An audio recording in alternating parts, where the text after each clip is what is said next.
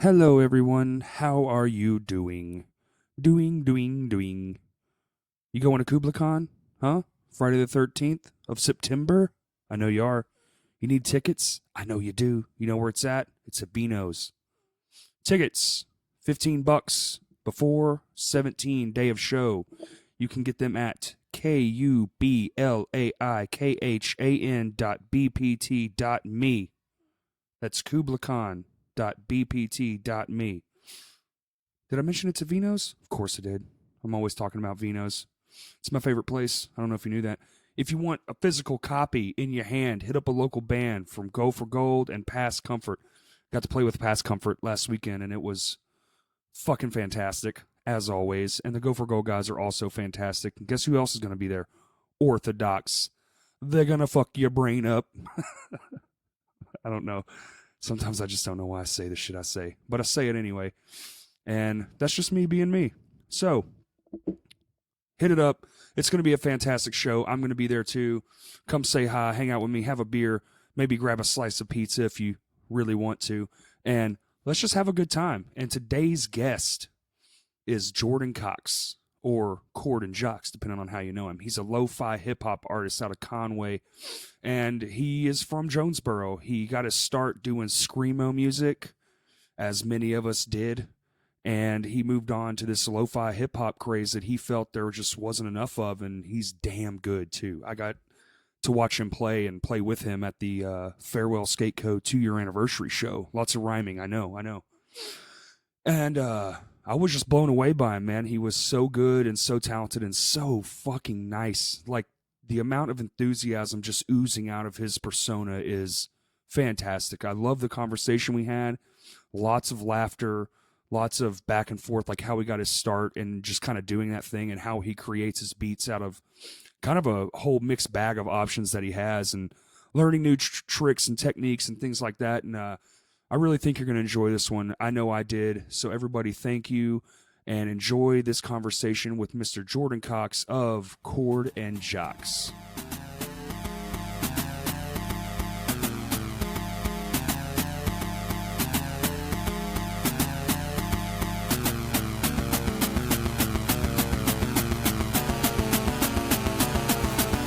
I'd like to start it with one of these here. Oh, yeah, sounds good. Thank you. And I need it too, man. Oh, yeah. I've been nursing a pulled calf muscle from last night. We played at Vino's for this Baca benefit show, and Oh, nice. I went a little too hard in the paint. Oh, I know how it is. Too. The older you get, man, the worse you like, maybe I shouldn't do these things. And then I do, and then I'm regretting it highly this morning. I'm like, oh, good Lord. I bet. I played in a couple of rock bands, actually, and we played in house shows in Conway. There was one I remember. Oh, man. It was just sweaty. Pull that a little closer. Yeah, There you go. super sweaty, and just, I think the next morning, I had like a bunch of like cuts on my arm. Like, I didn't even know the night before, just because I was so like, I guess that adrenaline just really hit you and everything in the middle of a busy house show, and there's people moving everywhere and stuff. Those are the best because I feel like those walls, man, they just encapsulate all the energy. real. And you just... For real, man, it's loud. Like, that energy's there. You're feeding off of everything going on because you're like alert. Like, Alert. There's a lot going on, man. I love it though. It's a good ass time. Those are some of my... Sure. Huh? Oh, it's fine. Yeah, it's like... No. Oh, yeah. So, Oh, you're good, man. I'm sorry. Got to get the... Oh, headphones. Okay. Okay, cool. Always a good time. Yeah, for sure. So we met a few weeks back at the Farewell Skate Co. 2-year anniversary show. And I remember you were on your laptop, and I was like, so what do you do? And you told me it was Lofi Hip Hop. And you were not lying, man. It is... I was like, okay. And it was fantastic. Thank you, man. I had a blast listening to you. And I have a couple of just inquiries, really. One, how did you even get into that? Like, you seem young. And then lo-fi, like, hip-hop craze, was, late 80s, early for 90s. real. No, it was definitely, it's weird, man. So, like, pretty much in the past, like, few years, it's kind of just resurged. Like, you know, like how anime and lo-fi are like go hand in hand. Like somebody did that edit over of a, I guess like some whatever show, I don't know what it was, and then people saw it and were like, man, that's really freaking cool. So one producer started doing it, and then they would take just beats and really good guys that play piano like overseas a lot, honestly. Most of them, it's really big in like Europe. It's pretty big in Canada too. It's kind of starting to take off in the United States, I'd say. Okay. But there's this one guy, he was like 16 at the time. He did a track called Don't Say a Word. His producer name is Idealism. And he's super, super young, and he just plays these beautiful keys over this like beat or whatever. And my girlfriend Macy actually sent it to me. She was like, this might be something that you like, because I was always in all the projects that I did, I just focused so much on the cohesive sound aspect rather than just what I'm doing. Like, I think that's what made me really want to be a producer, like me controlling everything, me seeing it. That's something that I did, I guess, rather than depending on other people and all that. And there's nothing wrong with that, but it was just like me hearing that and thinking like, man, one person did all that. Like I could maybe do something like that. I'm not that good at piano for sure, but really, man, I really like atmospheric euphoric sounds, and then combining that with like hip hop, which is something that everybody, you know, if you get bass kicking at a certain level, you're gonna be bobbing your head regardless. You got no choice, man. Yeah, no, you it's find like your foot just like, oh shit, I like it. You're gonna start moving, man. You are like, no matter if it's a good beat, you're going to. So like combining those two things really was like, man, that'd be super cool to put your own spin on it that way. Yeah, so, for sure. Yeah, the atmospheric stuff's taken off for sure here. Yeah. You see it in a lot of even just indie rock bands. Atmosphere is totally taking control of their sound. Reverb is a huge effect right now. Yes, dude. Reverb. Chorus is my favorite too. Just don't chorus on anything. Chorus, and I like a nice slow delay as well. Yeah. Yeah, most definitely, man. We're on the same page. Yes. That's interesting, man. I 100%. That's like with this podcast, you get to control your own space, and it's nice when it's just you in charge. You're just like, you know what? It's a lot. You know, you don't have. I'm in a lot of bands too, and you know, everything's an even dividend. So if somebody doesn't like it, you have to kind of talk your way through it. And sometimes that's beneficial. Like when you're doing shit on your own, if you fuck up, well, guess what? You only got you. That's it. You got to stand up and be like, I fucked up. I'm sorry. But when you're in a band, you can just be like, oh, it was that guy's idea right over there. Dude, oh my gosh. So much history with that. So have you played in other music, like bands or any kind of stuff like that? Yeah, man. I actually played a couple years ago, straight out of high school. I started a band with a couple guys called Oh Kathy. Okay. And we were like alternative, like emo, shoegazy type stuff, or whatever, back when that was a big thing, you know. Right. When you're first starting out, you're still trying to find your sound, so it took us quite a while. Still trying to find your sound and still real angsty. Yes, exactly. No, for real. And you can tell that. You can definitely tell. For sure. I love the Thursday poster, by the way. Oh, dude, check it. Dude, oh, no way. Yeah, man. I love it, dude. And then that photo is me and Jeff Rickley at the Village.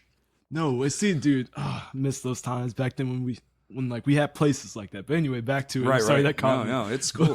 That's one of my all-time favorite bands, man. Dude, did you hear their cover of the Buzzcocks? I think it's Ever Fallen in Love. They covered that song. Yeah. It's like, really, dude, I love that. It's like one of my favorite like things. I think it came from like a Tony Hawk like was it video game. Yeah. And I heard it there. Yeah. And I looked it up and like, that was Thursday? That's crazy. Yeah.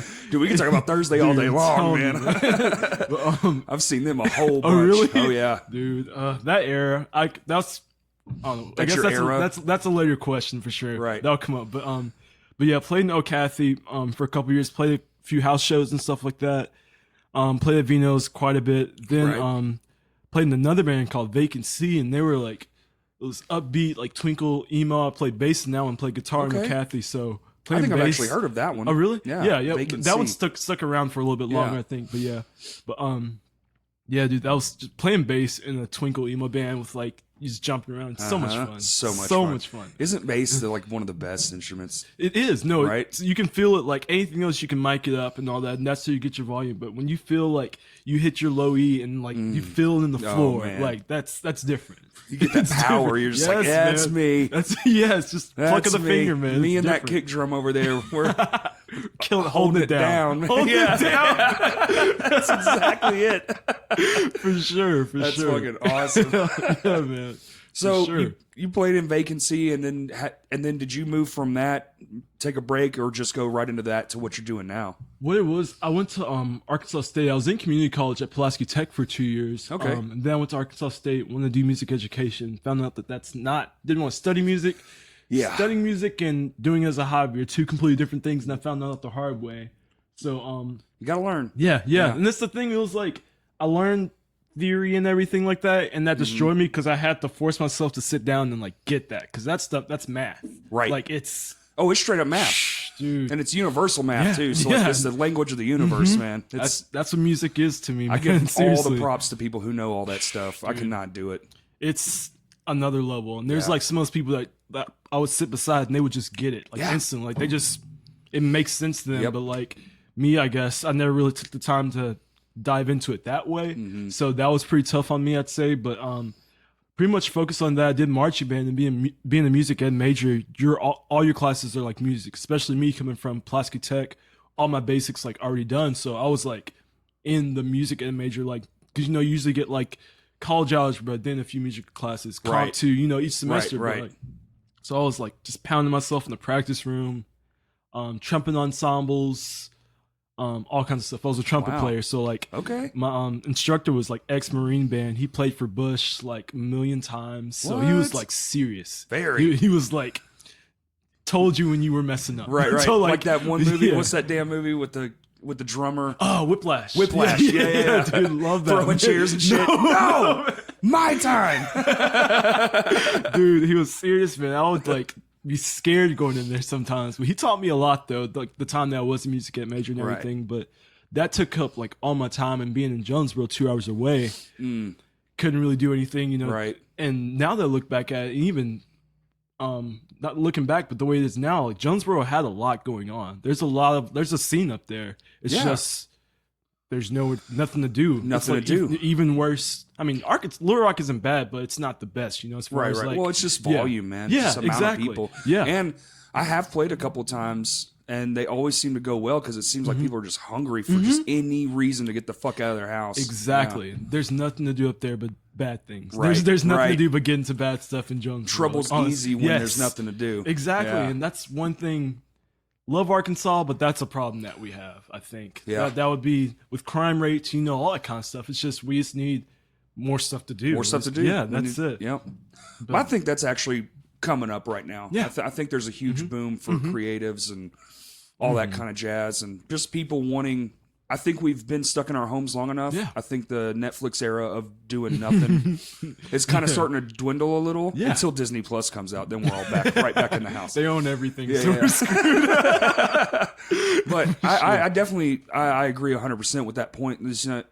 We went through a real bad lull, and probably when you were right at your peak age, like go out, do whatever I want because I don't have like a lot of responsibility age. So there was like this downturn, and now I feel like here.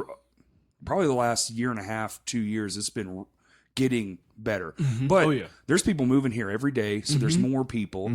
And I feel like creatives like me and you, we're trying a lot harder. Dude, like we're just putting it in your face as much as humanly possible. I agree with you, man, for sure. Yeah, I mean, you kind of have to. Yeah. You're battling a lot of, just kind of like bullshit. Yeah, just noise. Just noise. Yes. It's there's so much noise because it's like there's a lot of people doing stuff, but like just the way people approach things here. Like I see the way you guys, like Lame Johnny, y'all promote on Instagram, like y'all are like consistent. Yeah, like, try to be. Yeah, like no, and I see it. Like you can see it in the artists and everything when the way they present themselves and everything, like the quality of their posts and everything. It's like all that stuff. I man. think if that's just the detail, man. If you just pay attention, even if it's something just like My Hands to War, we love doing stupid, silly videos. But all of it's planned out. Yeah, we're like we sure. take our time and we'll make like 10 takes, and we're like, all right, this is the one right here. Yeah, man. Y'all take it seriously. And it shows. It even when it's shows. silly, for sure. No, how do you typically approach when you got? Actually, let's back up a little bit. Yeah. So when you're writing songs, I was just talking last night about this. A friend of mine is in this band Vestige, and he does a lot of this atmospheric noise. He starts out with it's just an empty space in a digital room. My brain, when I have guitar in my hand, I have a lot more control because I'm hearing the notes as my hands are playing them. But when I'm on a digital, like I use my GarageBand on my phone a lot, Man, it doesn't compute. Like maybe it's my age or whatever, but I try to do something and I'm like, this is stupid.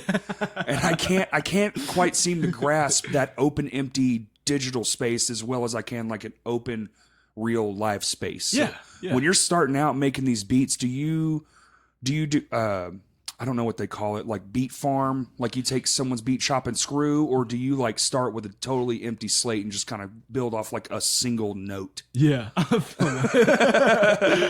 Man, I would say I use Logic Pro, which is kind of weird for That's what I used to be using that with lo-fi, because a lot of people are Ableton, like, because Ableton's made for live play, right, all that kind of stuff. But with Logic Pro, I literally, if I'm sampling, I'll just rip that sample any way I can get it to an MP3 or wave, wherever, drag that into like empty Logic onto an audio track and just chop that up there. Okay. And then just go from there. Open up a drum track. I've like bought huge like sample packs from other producers that do it also. Oh yeah. And they'll have like a million kick drums in this folder, a million snares. So I'm like going through each one and I'm like, yeah, that one sounds okay for this song, I guess. Like that takes quite a while. And then yeah, it's pretty much just building it from the ground up, I'd say. So you do it that way, just each individual thing, taking it, making it sound the way I want to, like usually compressing the drums all on one track, pitching it, chopping. Oh, so you'll bounce down, make that one track now. With the sample, that'll be one track. I usually chop that up and then put that onto like the sampler plugin that they have. Oh, okay. Yeah, I use my launch pad to like map each button out to like a certain sample. And then I'll do that, create a drum track, and then now when it's on, but you can control each individual drum, like with the, I think it's like electronic drum kit plug-in on Logic, whatever. Yeah. So just loading those samples up in there, and then I've created like my own like bass, like subby bass sounds or whatever. Just drag that track on there, do it like that. So literally just building it from the ground up. If it's something that I'm sampling, if I'm creating it. A lot of people, one thing that I definitely break the rules about is like mixing and stuff in the middle of it. Like I will start have like the intro of the song done, already be like mixing mixing levels and stuff, man. And it's like people tell me like don't do that, but like, man, I don't know. Plus that's a lot on your brain. Man. You're just like, hey, this part sounds good. Then when you listen to it, it's like, oh, this goes way up right here. And now you're automating the shit out of everything. No, seriously. And it's like, I don't know, I found my own like flavor as far as like where I like levels to be. Like I think really like heavy kick drum, like side chained, like to hear that like everything peak right under and hear that thump come up and everything. So, I have like my formula, I guess, in a way, and that makes it easier rather than me having to think it out. Your templates and all that kind of stuff. Yeah, all that kind of stuff, yeah. Now, have you ever used live instruments, like grab a bass guitar and like, okay. Yeah, I've actually, I did trumpet in school, so I've definitely, especially lately, I've tried to incorporate more live trumpet in there and stuff like that. I was gonna say, if you like, I saw your set, if you'd have pulled out a trumpet, I'd have been like, "That's it, he wins all the fucking shit. The show's over. Get the fuck out of here." I had it up there. That's the thing, but I know the guy didn't like. My thing is with it, like I have a trumpet track and I'll create effects on that, like make it sound vintage and like like cut the highs and everything to give it that vintage style, like the rest of my music is, because I don't want just like a trumpet just to be popping over. Right. A vintage sounding track or whatever sounding. So that would be a thing, but I'm probably just going to say screw that. Just start doing it anyway. Well, you would need to your own trumpet mic directed into your software so you can edit it in real time. Yes, exactly. And it's like, I could do it, I guess, but it's just making things more and more complicated. And I guess that's the point. That's what I've been trying to do, and that's just another level of complicated. That's what I was saying. Like watching you live, man. That's what I was thinking. I was like, how in the fuck is his brain on all this shit at one time? Because I know I saw what you were seeing. Because I saw you messing with it before the show even started, and I'm like, I gotta worry about just my thing when I'm playing live, and he's over here worried about every single thing going on. And you have that that little pad. And you have like all the others. I'm very stupid when it comes to like those instrument things, controllers and all that stuff. Yeah. Basically, if it's not a piano, I have no clue. So when you're performing live, you take the song you've already made, and then you're messing with it in real time at the show. Yeah, pretty much. So like every version is going to be a new version. Yes. So every time I see Oh, by the way, your live name is Chord and Jocks. Yeah. Which is just the 2 letters of your name switched, Jordan Cox. Thank you. That's creative as fuck. No, man. Literally, everybody else had these things for it. I'm like, man, I don't know what the hell I'm about to do. I can just switch and I tried to do like C and like actual Chord and Jocks with just switching them to, but that was taken, I think, on like Instagram. Like I came up with it because I just wanted everything to be consistent on Twitter, Instagram. Yep. You know, like, so if anybody wants to search you, they'll find that one Chord and Jocks. One thing. Yes, that's right. That's the whole thing about it. But yeah, thank you. That was great, man. When Kurt was telling me about it, I was like, wait, it's just his name flipped with the 2 letters? That's fantastic. It's that simple. But, yeah, well, with the live thing, I guess it's like, I usually just keep the drum track going or whatever, load each sample up into my pad, then I have the knobs. I've like figured out this crazy way. It took me forever to do it. This is the only thing that stopped me from doing live sets. But I have 8 knobs on my controller. Right. And I'll download plugins and stuff like that, or just factory plugins. Like there's a filter plugin. You can like, yes. I had to figure out how to like map it to that. So I just did mapping, dude. all kinds of research. Because nobody does it that way. I found out like, really? Yes, it was weird. Like mapping plugins, I guess, in a way. Because my on and off button on the plugin is this knob. It's stuff like that. Like my stutter is on this knob. My delay, it's literally just a delay plugin from Logic, and that's how I get like the stutter sounds in there. I just like set it to certain, like the parameters, so that it'll be clean and everything like that. Okay. But it took so long to figure it out, but that's how. But that extra effort is what takes the show to the next. It makes it fun. Yeah, to be able to do everything like that. Yeah. Oh yeah, I was just like jaw on the floor, like, man, these young people's brains work so much more efficient. I would just be like, hit play. All right. Wait a minute. Do the little warble. My favorite is on GarageBand. That little. The little drag it. Yes, I love it. I need to figure out a way to put that in because I've been wanting to, but I'm like, how can I make that cohesive to my sound? Right. I want to use that though. It's so cool, dude. I'll sit here on the iPad and just literally I'll just drag it back and forth. Like, yeah, I'm so good. I'm not doing shit, dude. I got a preloaded sample. Like, just. Dude, I want to tell you, there's an app that just came out called Koala. You can literally, koala? Yeah, you can literally sample anything. Like it gives you 8 pads as a sequencer in it, so you can like tap it out. You can make like drums, and then like you can beatbox into it. I think I saw a thing for that where a guy went out in nature and just was like, "I'm going to do this, and then I'm going to do this." It's crazy. That's awesome. You can do all kinds of stuff. It's crazy. All right. Well, any beat makers out there, Koala apparently. All right. On the App Store, Google Play, whatever. Everywhere, literally. Everywhere, I guess at this point. Now. You come up and you're playing instruments and you're playing in real bands and the emo bands, so a little bit rock and roll, a little bit indie, kind of like that mesh of 2 worlds.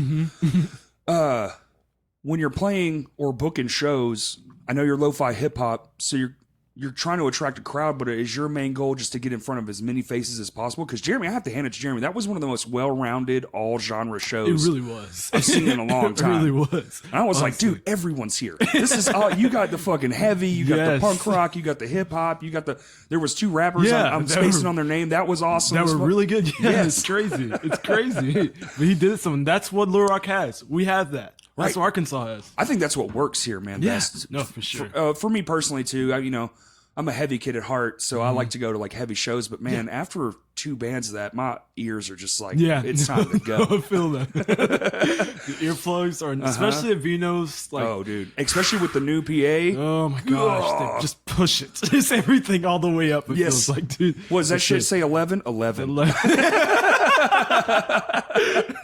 12 if I can. Yeah. No, can you break it off and just push it more up in the thing? Yeah. You put it perfectly. Yeah, Brian's a madman. He likes to really get them woofers stretching. No, he's like, you're gonna hear it since I'm here. You're gonna be sure to know that I did my job today. So you do a lot more house shows than venue shows? Man, honestly, I'm not gonna lie. I just started doing this about, let's say, like a year and a half ago. Oh, okay. And really decided to get serious about it this year, I'd say. First, it was really, really slow trying to find anybody, just trying to get anybody to get back with you in Arkansas is hard. It's just because that's just the way it is. Well, there's only 4 fucking spots, man, telling and they you. all got everybody's going in them 4 fucking spots. It's I don't put it on the promoters, man, or the venue owners, because it's just like I've seen some of their email threads, and it's like you have 2,000 messages from yesterday. It's like shit, man. How do you filter through all that? You don't. Yeah, you just have to like make a best guess, and unfortunately, some of it slides through the cracks. You know, No, for real. Has it been tough?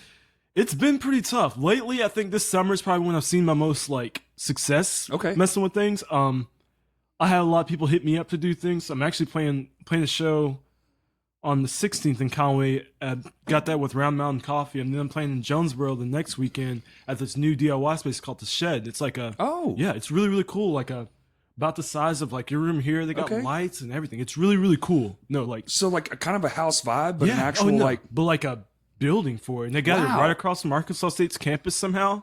So it's like really, they could shut that down easily. University police could be like, no, absolutely not. Yeah, I'm playing there on the 24th, so I'm really excited. That's another space for Jonesboro, because there's so many bands in Jonesboro that are good. Do me a favor and put an Instagram post up on that, man. For sure. I would love to see that. That sounds fantastic. I might see if I can get somebody to live stream it, actually. There you go. I might do that. I'll just get somebody that I know. I have a lot of friends since I lived there, and I'll see if I can get them to do it, because the lights show and everything. It's so cool. It's a really cool space. Dude, it's what awesome. a neat idea. Yeah, and somebody just did it. And that's it. They just started like a few weeks ago, and they've already had like 3 shows. So. Dude, that's what you have to do. That's how you survive here. This whole thing here, man, I talked about doing this for 2 years, and one day I was just like, you know what? Fuck it. I'm going to do it. And here we are. It's awesome, great. Man. Just do it. Yeah. Mikey man, was awesome. right sometimes. Dude, it's awesome. And again, I appreciate you for having me like doing this, man. It's really, really this cool. This has been already one of my favorite episodes. This is great, man. I appreciate it. I love your energy, man. Thanks, man. I really appreciate very reflective person. I like it. Thank you. I like it. Well, I'm studying PR now, so I hope so. Are you? Like, you're back in school? Yeah. Well, I'm in school. Well, I never really quit. I just transferred to UCA just because. Okay. Jonesboro is just not a good place to be for me. Right. For me. For us, I'm pretty sure. You know, our creative energy wouldn't thrive in a place like that. Sadly. Yeah, you get drained. Yeah, you do. Playing in front of the same 3 people don't only last so long. It really does. Yeah. But as far as that, I'm doing that. There's a festival that one of my friends is putting up in Fayetteville in his backyard, like he's gonna have art vendors doing in Fayetteville. In Fayetteville, yeah, he's gonna be having them selling stuff. He's gonna do it in his like backyard, I guess. And he hit me up to play on that. So it's just been like people hitting me up like, hey, you want to play this? And it's just like, if it's something that I see like worthy of it, you know, opportunity. Yeah. If it's like, if I'm gonna play in front of new people, it is. I definitely would say, for me, it's to play in front of as many people as possible, because in Arkansas, like everybody would like to blow up, you know. Everybody wants to. Well, that's everybody's goal. Like that's the goal, right? Yeah, exactly. Like you want to. I mean, you're doing music for yourself, but at the end of the day, if somebody discovered you and that just, I mean, even if it's on an oddly enough like a weird level, like I was gonna actually ask you this: have you ever thought about? I know a few people who make livings doing this. They just all they do is make beats for other people.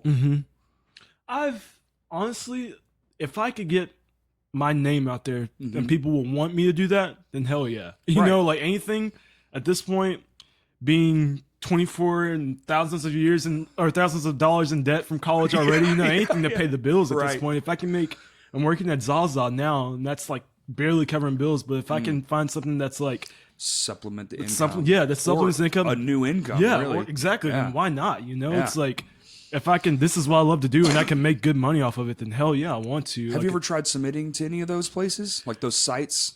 I haven't really. I'm still working on like developing your sound. Developing my sound and being sure that I'm ready for that, you know, to really start promoting and putting money into, you know, because I do what I can now as far as like, you know, the tools that I've learned and everything in public relations classes, like how to represent your client and everything, but I'm using those tools to represent myself. But for sure, soon I want to actually like start putting money into ads and, you know, pitching it to places, because I'm pitching for playlists all the time on social media, but you know that can only go so far. People are just gonna listen to a playlist and keep scrolling. They're not gonna like actually click on that artist and see what they're about. Like you'll get the play, but you won't get any like interaction. Exactly. It's not a real organic fan. It's just like that's just because you were background noise. It's just background noise in a way, and it's like, and that's cool because people are still hearing you, but you want more. You want more than that. Yes. Yeah, it's like on a playlist. It's kind of like being at a festival. If you ain't really standing the fuck out, you're just not. It doesn't matter. True. so true. I mean, you played, but they were all having conversations and doing other shit. Yeah. And that's the weird thing. Like, you look at, there was a dumb, young, like, selfishness part of me of like, man, how's that person at that festival? But I'm like, when you think about it, those main acts are the festival and everything. It's cool to say that you've done that, but you could still be playing at Lollapalooza for no one because exactly Tame Impala, Childish Gambino is going on right now, and everybody's over there. It's right. Like, yeah, you're on a generator stage, and you're thinking, "Man, I got to play with Childish," and you're like, "No, you played 2 miles away in the dirt. You played near Childish. You didn't get to play with Childish. You got to hear his set because it was louder than yours." Right. My cutoff is 10. If it's 10 acts or more, you didn't play with them. If it's 10 acts or less, all right, call it. Okay, cool.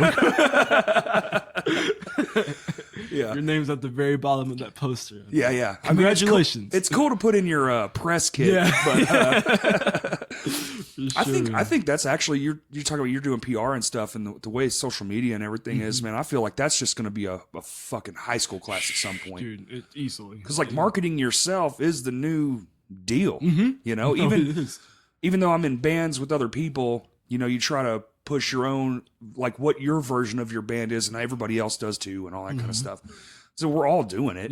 Yeah, most definitely. Like it's in you. You have to if you want to stand out. You got to like be heard. Yes, and it's so hard. Dude, like you said, the noise, man. There's so much noise, and it's like you see people that are successful here, but man, hot take, unpopular opinion.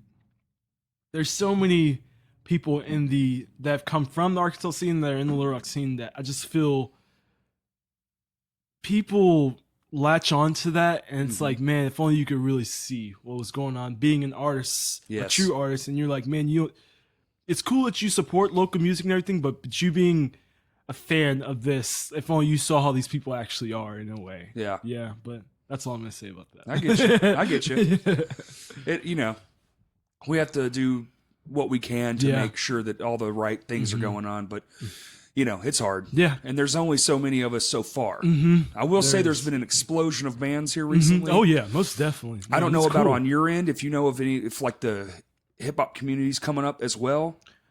Like, I don't know how deep you are in that side of the world. I've always been a heavy band kid. So I've always just been like, you know, Vino's, or actually there used to be one right across the street here. And, it was a TNT church. Oh, really? Was it the MF Metal was down the road. Okay, that's what I was thinking about, because I played there a couple times too. I was like, wait, that place is right here, because I haven't been here forever. But MF Metal was like over there, and then TNT was over there. But it was a church. But they had, I mean, all they ever had was heavy acts. Really? Yeah. I didn't even know about that. Man. Yeah, dude, that was when I was a kid. Oh, I got you. You were probably like 2. Okay, I got you. But it was, you know, it's. I'm trying to get into, especially this podcast thing's opened my world up. Yeah. Because it's like, I want to support all of it now. Yeah, that's awesome. So I'm kind of diving into all these little bits and, you know, like you said, like play as many faces as you can. Because if we'd have never been at that show together, I'd have never seen you. Exactly. You know, we would never connected. That's the way it is, man. Yeah. And then I saw you play, and I told my buddy Kurt, I was like, dude, we have to have him on the podcast. Dude, that was fucking sick. Thank you, man. I appreciate it. Real, I really appreciate it. I'm glad. I watched every song, man. Dude, it was great. Sometimes it's scary performing Lofa Hip Hop because, you know, have you heard about it on the internet at all? Like, people, it's almost like a meme at this point. Is it really? Yeah, it was kind of blew up with it being a meme. Like, there was this label in the UK called Chill Hop. Okay. And they have this 24/7 live stream on YouTube. I'm not sure if you ever heard of that, but they're just playing beats. Like, it's a live stream. There's constantly playing beats. They're doing. That's it. That's crazy. A girl, or it's like a little raccoon just sitting on his bed, like just writing stuff. It's like a live animation. That's literally all it is. But there's these really nice beats playing in the background, and people took that and made a meme out of it. Like, it's called Lo-Fi Beats, 24/7 Lo-Fi Beats to chill, study, something too. It's like that. Yeah. So it's like, you can literally just go on the YouTube page and find it. But people took that and just made it like a joke in a way, and then that made the actual genre blow up.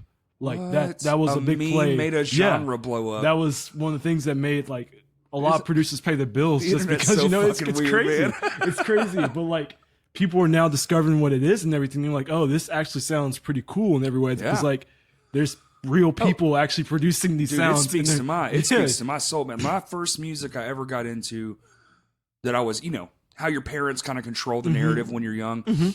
But when I first got into it, dude, all the things I listened to was hip hop. That was my first real jam that I got to pick. Gotcha.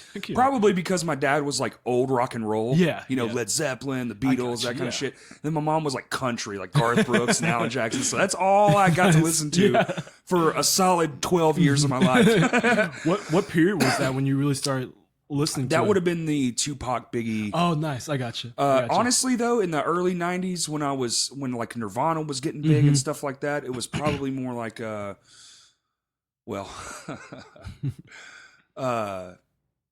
of more like shit, I'm spacing on their name. But OPP, they did that one. Salt and Pepper, that kind of shit. Okay, gotcha. Yeah. So I was really into all that whole era of shit. And when we first moved to Arkansas, we lived in off of Geyer Springs. Okay. So all my friends, that's what they listened to. And that's what I grew like kindergarten, first grade, and part of second grade. That's all we ever listened to. That's all I knew. Yeah. So that was like when I finally got to get my own shit. You were like, I was listening to that because I was like, hell yeah, you were in it. Yeah, dude, I was totally in it. I was like watching you play. I was like, I'm taken back, man. It's like time travel for me. Thank you, man. A lot of people told me that.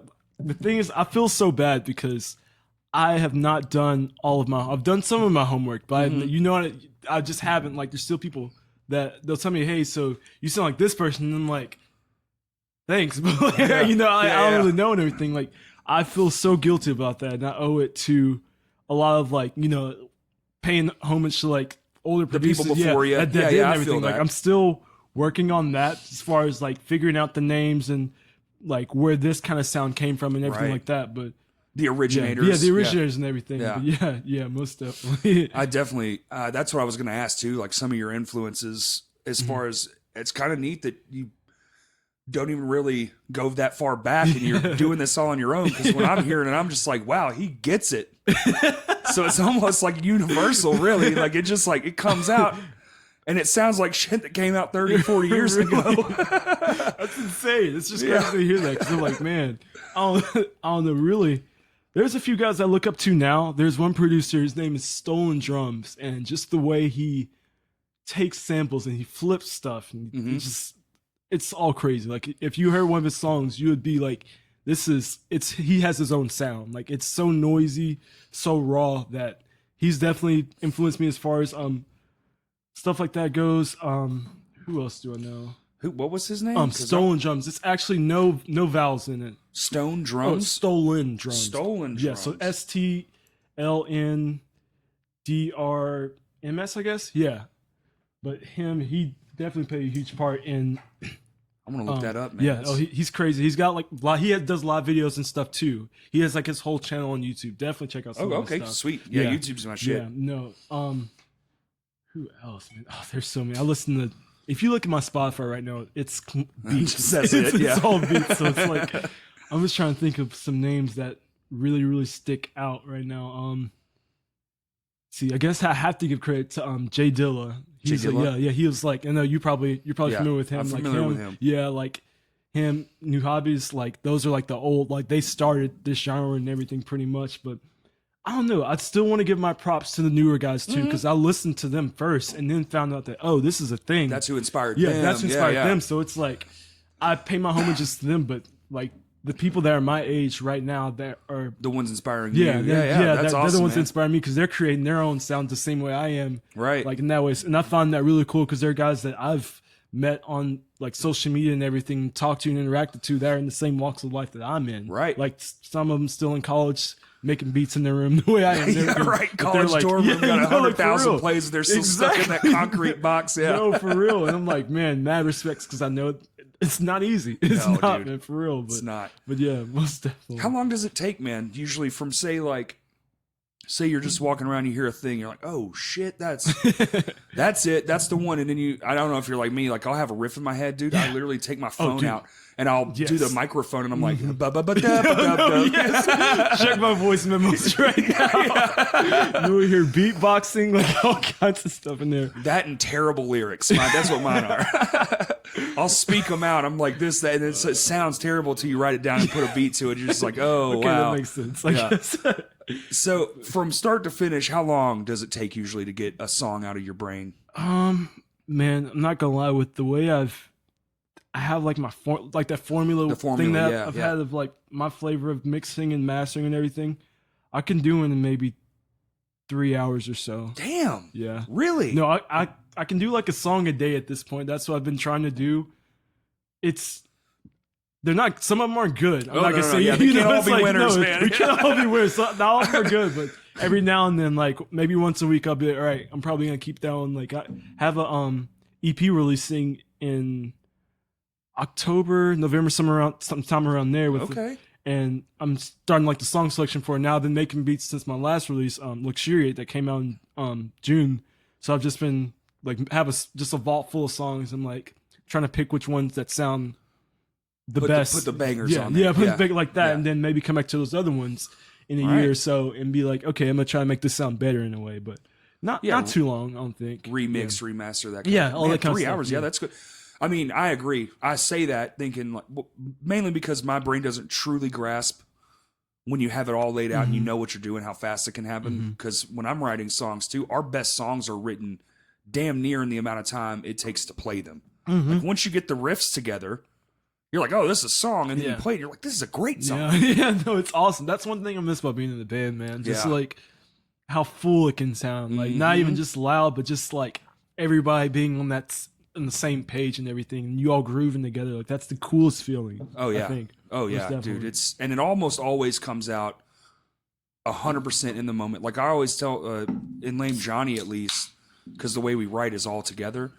If it doesn't happen in that practice, it ain't happening. Like all those songs there, I've written probably for Lame Johnny. We play like roughly 14 tracks we have access to. There's probably 100 that just don't ever see the light of day. Really? You know, you start doing a thing and you'll make it halfway through the song, but always when we come back to practice, if we have to come back to it, I feel it's gotta be. That's how you know. That's how you know.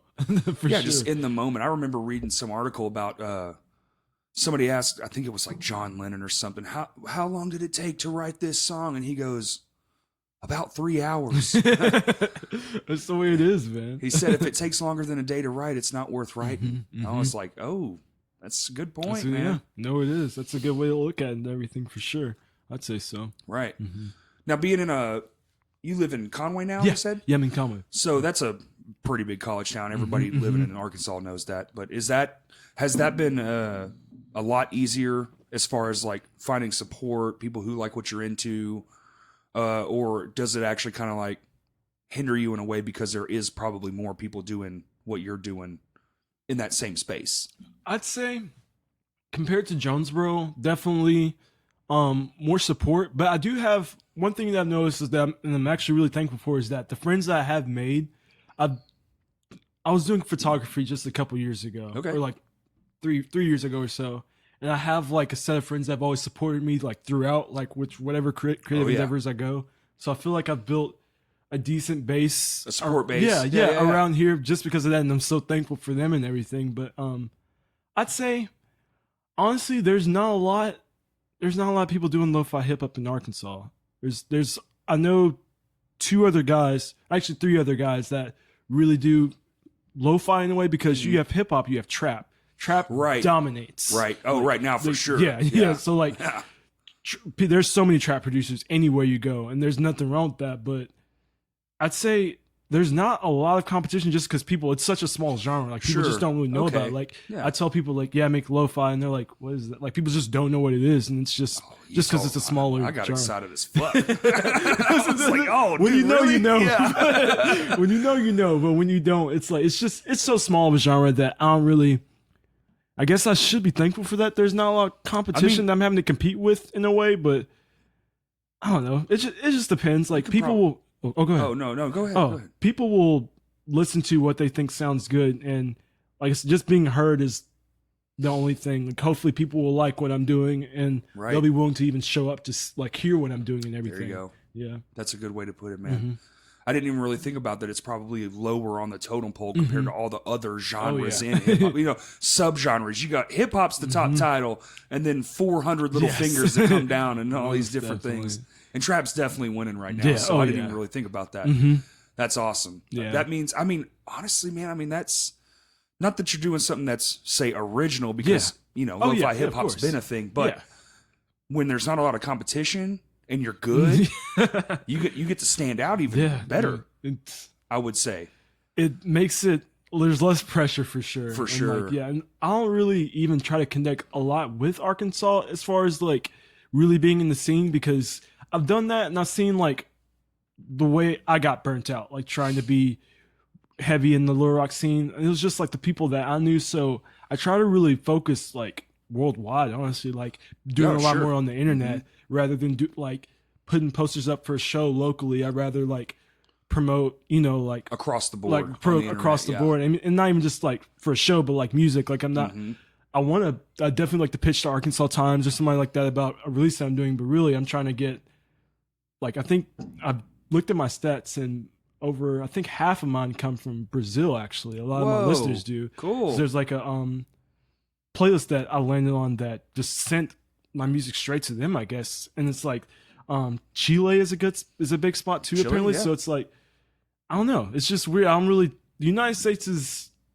there's so much music going on here already, you know. We have it all. Yeah, we have around everything. The world. Exactly. We got it all. Yeah. And people are trying to get into our culture and everything like that. So I feel like it's more beneficial to maybe pitch to outside of here, you know, culture, something like that. Yeah.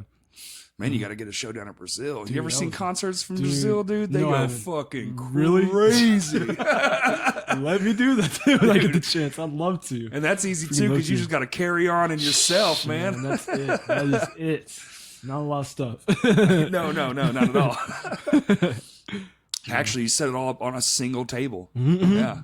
That's all I have. I'm trying to keep it as minimal as possible. I want to do like lights and get like a banner going and everything like that to really like do it, but definitely try to keep it minimal. Right. Would like a turntable after a while too. That's coming down a later. That would be sick. That's going to be incorporated most definitely whenever I get the chance. So I got it. Our next show's this. I'm there. No, it's coming, but I don't know whenever I can afford a turntable. Man, everything's like fucking expensive now, dude. That's what stopped. That's what's hindered me. I feel like I broke 2 guitars last night. What? And pulled my muscle, right? What? So I broke 2 guitars and pulled my muscle, and now I'm sitting here all day. I've been like, how in the fuck am I going to pay for this? What'd you do on your guitars? Like, what exactly? I have no idea. Dang, they just like input jack, like stop. not putting. Yeah, it's probably. I think one of them is called like I call it my fuck around guitar. Because I'd literally throw it and beat it up, and it's just like that poor thing. But I rewired it myself to only have a single pickup, but I never put the back plate back on. I think my belt ripped the cord out. I couldn't pay it. You know, I was mid-show, so I took it off and chunked it down on the floor, and then grabbed my other guitar. And then the other guitar, what I'm hoping is, I did break 2 strings, but it was being weird, and my volume knob's been giving me shit. Dude, so I think it's the pot. Same. I've had that exact same problem on mine. I have a Squire Jaguar, and the volume knob on it, like it'll just like slowly go down, like in the middle of me playing, and I couldn't figure out what the heck it was, and I took it to Palmer, and they said, "Yeah, you're gonna need another jack." So, same dude. Yep. Same. So now probably, I gotta have them fixed by Wednesday, so probably Tuesday. Maybe I'll take them up to Guitar Center or something, get them checked out. Hopefully, I hope the best for you. I know how that is. Have you ever had anybody approach you about, hey, I want to do this thing, make me some beats? Is it every other person? Dude, it's not every other person. That's so funny though. It's like, okay, I played a show, one of my buddies hit me up about doing this this creative space pretty much opened up in Springdale. He hit me up like, hey, come do a set there, we'll have some other people. So I get there, and it was a much younger crowd than what I expected. And after my set, a guy comes up to me and says, yo man, so like, are any of those beats like good, or like they like all right to use? And I'm just like, all right, what man? Like, you get it? What's that even mean, man? Well, that's an opinion, first off. So like, for one, so was me not playing my beats and everything, like actually playing them, not good enough for you? Like you felt like your rap needed to be on that? Like, oh, it's not complete. You need some vocals on this. Oh, I'm like, what, dude? Like, screw you. Like, what? Man? I was just like, I just kind of like froze for a minute because I was like, what? That's not how you go about it, but not man, even close, man. It's just, I'm very selective about it. Like, there's a few people that I've like hit up. Like, there's one guy that I actually found out that's in Jonesboro that I just hit up this morning that I found on Instagram, and I just found him, and then we happen to live in the same state, which is really, really weird, but Convenient. Yeah, well, super convenient. But the way he flows over like beats and everything, you can tell when somebody's serious about. No, easily you can tell. There's a especially when it comes to like hip hop vocalists or rap vocalists, there's like some sort of flavor profile that when you got it, you fucking it's there. got it, it's man. there, dude. Like, and he just sounds like Kendrick to me, honestly. Like he's like that Kendrick's style, like just his voice, like the ratio of his voice and everything. It's like it's perfect. So I hit him up and like, hey man, you have like talents that I've been like searching for. Can I sing you a beat? And he's like, yeah. It's like that easy. Like just reaching out. So I have like, so you get to do that today. That's awesome. So it's like that's cool. Being able to do that, but man, it's just there's so much. Like I said, trap dominates, and people lo-fi is such a small genre that people don't know it and everything, and how it's delicate. You know, it's really.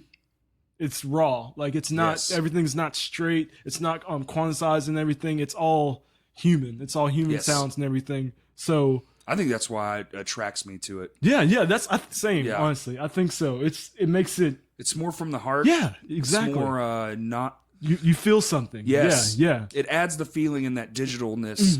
Exactly. You actually put some heart into it. Exactly. You get some of that energy back from it. Exactly, and that actually brings me to a point of like that's why I like lo-fi, just because you're able to speak to somebody through feeling in music rather than like, I mean, nothing's wrong with people rapping over it, but like, I feel like you won't get that in the trap beat. Just listen to a trap beat by itself, but listen to a lo-fi beat, you'll get that whole sense of like, oh, this is what the producer was trying to communicate with me. Like you feel like it pushing and tugging at certain spots, or you're just like constantly like banging your head because the beat's like, because it's thick and everything, you know. It's just that kind of feeling that I think, and it's just scary to trust somebody with a beat that you've made. Not that you hope for it to come out and sound a certain way, but just you're scared of what they'll do to it, I guess. Right. Because everybody's into making it their own instead of trusting the source material. Kind of like making movies. Yeah, no, for sure. Most definitely. You just trust the source material. Leave the beat alone. Yeah. Add your thing. Yeah, exactly. It's like, don't ask me to make a beat that sounds like this person for you or anything like that. Like, if you're coming to me to make a beat, I'm going to make you a beat that sounds like you're going to hear me in it. You're going to hear my thoughts and everything. You're not going to hear a beat that sounds like something that Drake would rap on or something like that. Exactly. Because I don't know what Drake's producers' thought processes are and everything. So I can't recreate a beat that sounds like somebody else, you know? I mean, it's like, I can get close, but what do you even mean by that? Exactly. There's no humanly way possible for me to do that. Yeah, so. I'm not that guy. And I'm sure Drake at his level has 15 fucking producers. Exactly. So it's like, what do you mean? Yeah, exactly. There was a whole room of people that made this beat.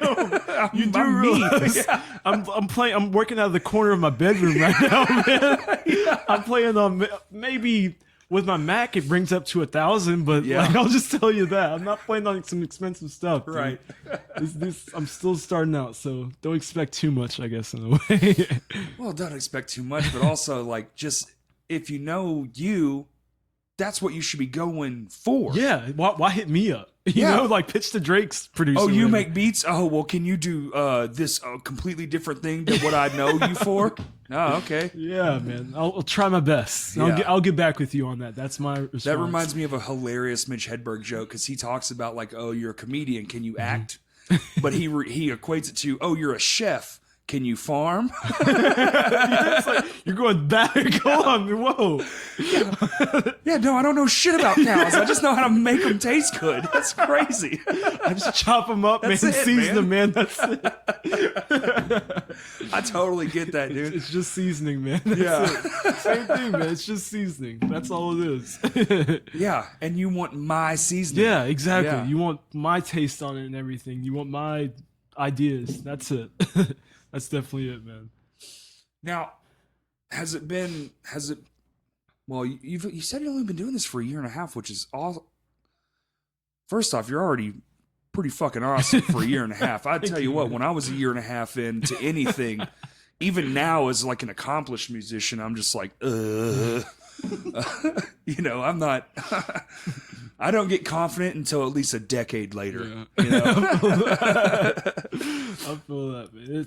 But so you're only doing this so long, and you've already seem to be making some noise and getting out there and playing shows and stuff like that. And is there any like future goals you have that you just like you're like in your heart you're just like, because like for me what I have would be considered maybe like a bucket list.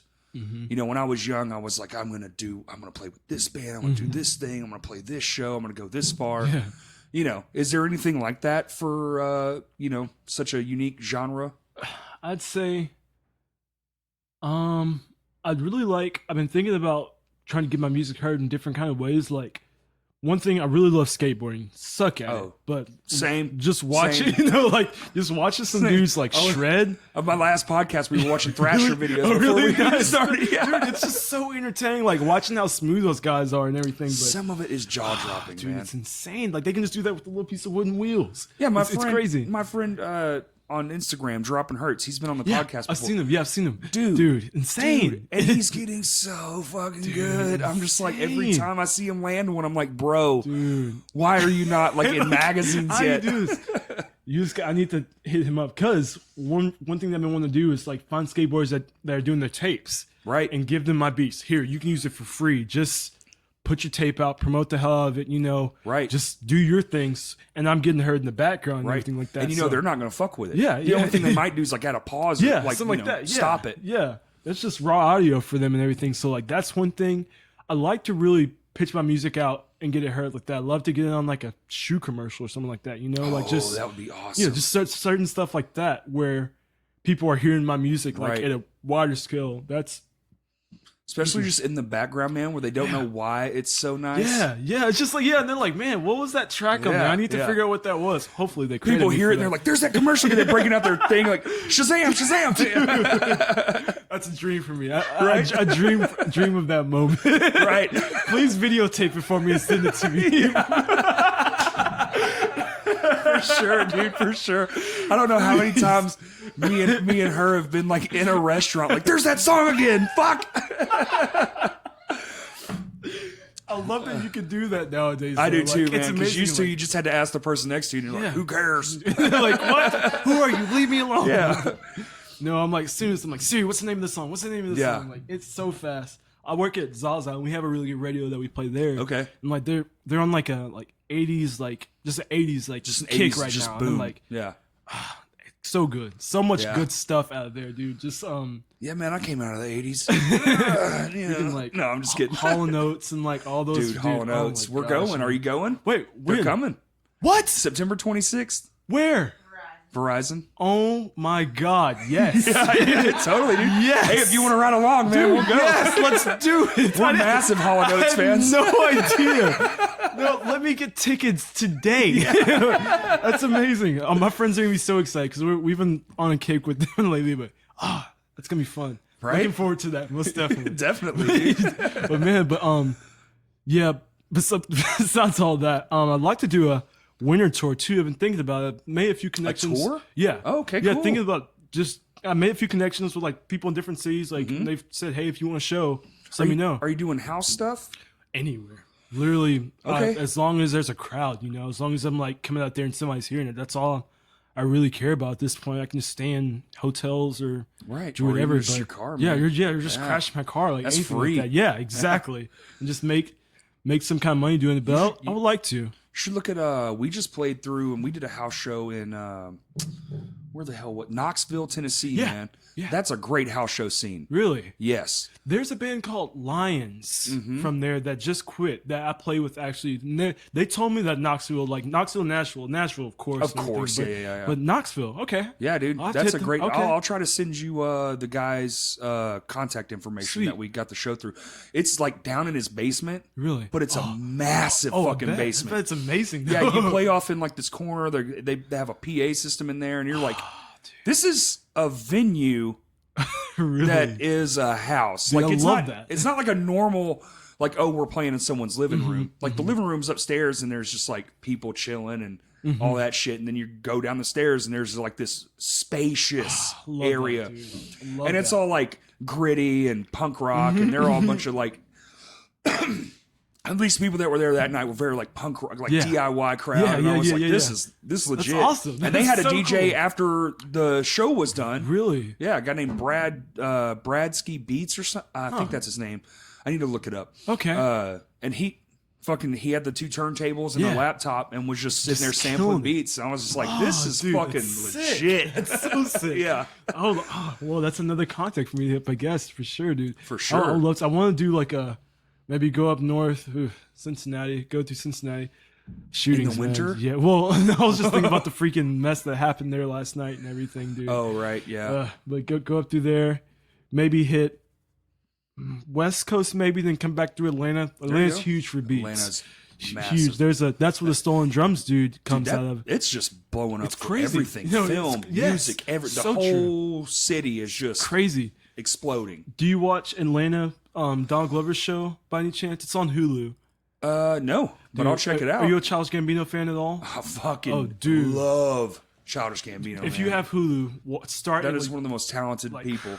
Well, you're gonna be mind blown by Atlanta. Then What It's is just it? Atlanta. That's the name of his show. Okay. It's on Hulu. Definitely check that out. It's a masterpiece. I've rewatched it at least 30 times. For real? There's Oh, I'm at on it. least. Okay, sweet. Like you find something every single episode because they fill it with just so many small things. Like actually, when I've seen a preview yeah, for I'm pretty, this. you've seen it before. I'm pretty sure. Before he released his last album, "Awaken My Love," his album artwork was in the middle of one of the episodes. Okay. Like months before, like, he just throws. Oh, he just like things- spices it in there? like Yeah. stuff, things that he says, like everything. He just throws stuff at you. Watch that if you Dude, have. how talented can one Dude. human be? I just want to know, like, that man is just He's like insane. He's insane. He's up crazy, here, man. He's crazy. I saw him last year in Dallas. And he doesn't seem to give a Yeah. fuck. Dude, he's just he does Music, whatever. TV, whatever. It doesn't matter. Movies. Yeah. Anything he touches is gonna be amazing, like easily. You saw him in Dallas, Yeah, you said? I saw him in Dallas. Did you hear that when he broke his foot? No. I saw him that he broke his foot. He was Really? He had just finished "This Is America" and was like going off the stage. Oh, doing that thing, yeah. Yeah, he was, last song going off stage, and we were like, encore, yeah, he's gonna perform sober. He's gonna perform all these songs. He's never came back, and we were just like, okay. Everybody started doing. We started doing the wave, like what's Dallas's what is it? The airlines, American Airlines Arena, I think. In Dallas? Yeah, I I think, think so. We they have like started 10 doing of them. Yeah, it's like then somebody came over and said the intercom said it's closed or the concert's over, and we're like, well, no encore, I guess. Then we found out later that night he broke his foot. Damn. But me and my girlfriend are going to see him at ACL in a couple months, so in Really? Austin. So him, That's badass. Tame Impala, so excited. Like, Wow. just, dude, I can't wait. Is it an arena show too? Well, no, it's a festival actually. Oh, a Austin festival, City, yeah, okay. Austin City Oh, Limits. Austin City Yeah, Limits. yeah, Okay, yeah. sweet. So excited for that, dude. But to get to see him like for real this time without You ever broken been to foot. Austin before? No, I haven't. I'm so excited. Okay. Pro tip. Mm-hmm. So down there in Austin, they have 6th Street. Everybody knows 6th and 7th Street are just like the most banging street. place to Okay, be in the gotcha. world. Okay, And next to Nashville, it's the music Yeah, capital. yeah. Dude, bring your shit. If you get Really? bored, just go around and be like, yo, can I set up play? I promise you, you'll get Really? something. Oh, man. There is, I swear to you, man, at night when everything shuts down and it's just the crowd of people down there, they don't care. Dude. They're just down there living for the minute. No, That is I'm one of going to do that. I had one of my favorite. We were on tour probably, I think like 9 years ago. Consistency. Still in my mid 20s, you know. Consistency is key. We were on tour and we were in Austin. It was my first time ever being there too. And I'm from Texas, but I just never went that way. You know, I went to San Antonio, but you just kind of drive Yeah. right through, pass it up. But the whole experience, the whole day, you're because we were on 7th Street, 6th Street, and then we kind of like went to their mall and shit too to promote, which is also a solid idea when you get into a new town. Hit the mall, man. Really? Yeah, that's where your demo is going to be, you know. So what we did was we made a single poster that we could write on at the bottom, new show, new thing, like all the different parts for every city we got into. But man, it works, man. It works like a charm. We did it in Nashville too. Just showed up and was like, "Hey, can we have a show?" And we found a place that we're like, Really? sure. Dude, no way. And we were a whole band. You're just a guy with a controller and a laptop. Oh my gosh, that's insane. No, most definitely.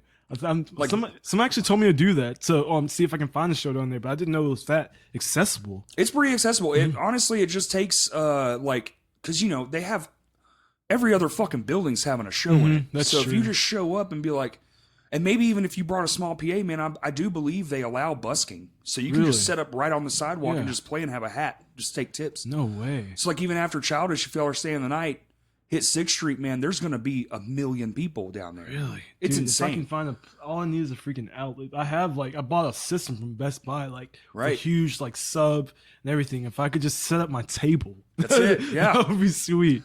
Dude. That's it. Or if at the very least, man, a few thumb drives. Yeah. If somebody looks like they'd be down, just be like, hey, man, here, have this. Yeah. Check it out. Or a CD or something. Yeah. Dude. It's a great networking town. Dude, if you're going to be there already, you might as well. Yeah, no, most definitely. I didn't even think about that. Business trip. There we go. Okay. Everything, when you're trying to be professional, every instance is a business. Yes, that's true. I'm trying to learn that myself. Really? Always take advantage of something you see. Like when we were at the show, I was just playing, but at the same time, in the back of my mind, when I saw you play, I was like, podcast. Yes, for sure, man. Good stuff. Good stuff. It still came out of it. For sure, man. That's awesome. I'm gonna take that with me, most definitely. Yeah, most definitely. So, are you from Arkansas originally? Mm-hmm. You from Jonesboro? North Little Rock, actually. North Little Rock. Yeah, okay. Yeah. I graduated from North Little Rock in 2013. Okay. Oh, yeah. So, went to Jonesboro for a little while, then came back to Conway. Now I'm for college. Conway for college. Now I'm here trying to finish college. Hopefully next year. PR too, huh? PR, yes. Do you have any I don't know what the word is. Leads or anything like that on a possible thing, or are you just trying to do your own thing? I need to have some. I need to work on networking and everything, trying to get an internship out there. I would like to, I think at the end of the day, I would like to probably represent somebody like me. Honestly, that'd be really cool if they were to get huge and I need somebody, just a publicist pretty much. Yeah. And I could handle media for them. I could handle booking, just all that stuff. I'd love to do that. 'Cause I mean, it would be cool to do that for me to live off of music and everything, but I feel like something more sustainable like that.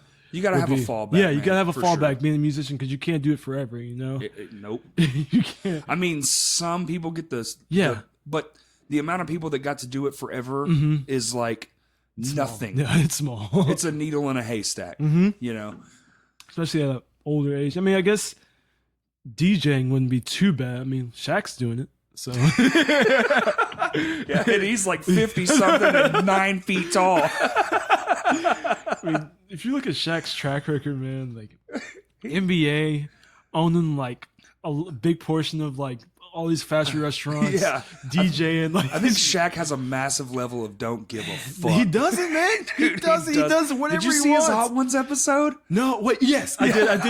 It's dude, this man just doesn't give a fuck. Dude, I love Hot Ones, dude. Oh, that's the best show on the internet, man. Amazing. That's the best interviewer of all time, I think. It is the idea of it's just amazing. Yes. And I always want chicken wings after watching it too. Yeah, and I always want to try spicier. My jam is Tapatio. I put that shit in everything. I don't even know if I've ever had Tapatio before. Well, you should try it out, man. I'll put that shit in my spaghetti. Really? Yeah, I love it. Bet. Wife's over there vouching for me. She's like, yeah, we have to buy it every week. Yeah. Really? No way. Sick. But they're my favorite. But I try, I'll venture out, like when I go to a restaurant and they're super hot. Yeah. And I'm like, all right, let's try. And then I take one bite and I'm like, crying and shit. I could not survive that show, dude. Dude, have you ever been to Firehouse Subs? Have you ever eaten in the Firehouse before? I don't usually eat in. Typically, we go through the drive-through. They have a hot sauce bar in all yes. there. Yeah, I didn't even know that until I went a year ago, and they just had a million different ones to try, and I was amazed at it. But and they have they're numbered, right? Yeah, they're numbered and everything, yeah. which is just interesting. Well, I guess it fits in with their brand or whatever. But anyway, yeah. Right. Yeah. The fireman scheme. Yeah. Okay, gotcha. They know what hot is, I guess, or whatever. Dude, I pretend I like hot food, and then I'm just maybe I'm not made for hot food because I ate there's a chicken joint in Nashville called Pepper Fire, And I know people hate when I say this, but fuck pepper fire chicken. Hattie B's all the way, always. Really? But we went to Pepper Fire at the request of the person who we were there with. And it says, all right, cool. So we went there, man. And I was like, I got the medium. And it was so hard to get down. And then my buddy got the hot. I took a bite. No. And it made me angry. How hot this food pisses me off. Yeah. This is so hot. I want to go outside and just punch rage. Dude, I couldn't do it. I already know I couldn't do it. Yeah. Probably. You don't like, goodness. are you a spicy food guy? I love it, but there's only a little bit. I think, dude, it's so bad for me. I went to Buffalo Wild Wings and got their like mango habanero wings, and I was like, this is different. This is very like this is something like I'm not used to this kind of heat. So anything like that, I'm pretty sure I would not be able to survive. Like, there's no way. I feel the same. No. Yeah. Love it though, but just small portions, I guess. Single little bite. Yeah, that's it. You're good. So, as far as anything else, man, is there anything you want to add? Like, shoot, man, I'm trying to think. Not really. I can spit out some dates. That's do pretty that, much it. man. Yeah. So you got shows coming up? Yeah, I got some stuff coming up. Actually, I have shows, music, everything. I got a single with a buddy in Ohio coming out on the 14th, which is next week. Yeah, that's next week. So that be on the lookout for that. Singing with this label in Germany called Urban Underground's Frustration. That's coming out on the 24th of this month. An EP coming out with them later, probably sometime in October also. Okay. Show in Conway at Round Mountain Coffee on the 16th, which is not this Friday, but next Friday. Yeah. Yeah, so many dates, man. I'm trying to remember everything. Man, you got a busy month. Yeah, no, a lot. Then the show in Jonesboro on the 24th, at the Shed DIY space. The Shed, yes. The Shed, yes. Definitely could support that space. Got to keep it sacred.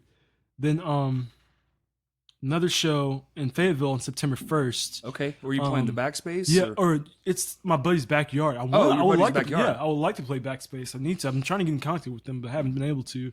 But I think they're busy, man. Yeah, they're always posting They're blowing stuff. up. They're always posting like show tonight. So I know how that is, which is good. It's awesome that they are. I'm glad that that's happening in Arkansas. Yeah, me too. That's it, man. Follow me on Instagram, Twitter. Everything's Chord and Jocks. ChordandJocks. Yeah. What do you want me to? Oh yeah, ChordandJocks.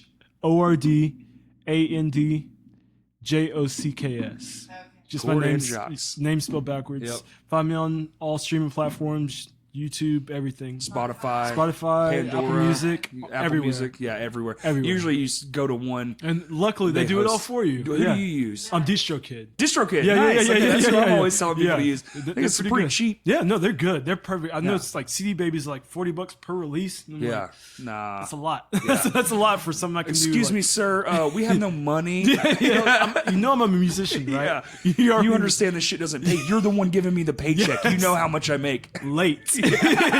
All the time. Trust me, sure. I see. Well, dude, thank you so much for coming on here, dude, man. No, thank you for having me. A blast. I had so much fun, man, for sure. Awesome. Hopefully we can do it again. I was actually going to ask you, so I'm going to put it right here. Yeah. Would you be cool with sending me a track to put at the end of this? Dude, of course. Most awesome. Definitely. Yeah. Okay, well, I'm going to wrap it up with that. So right after you hear my voice stop, you're going to hear a track by Chord and Jocks or Jordan Cox, however you want to look him up. Find this man on Instagram. Please go to one of his shows. I promise you will have a great time. It's very fucking cool. I love what you're doing, man. I appreciate you coming on here. Everybody, we're on everything as always. Crashcast Pod, and on Twitter it's Crashcast Pod 1, and we're using it now. Not me, but somebody's using it now. I'm not good with Twitter, but all right, man. If that's it. That's all I got, man. Thank you for having everybody. me. Oh, anytime, man. Literally anytime. You hit me up. Everybody, thank you for listening.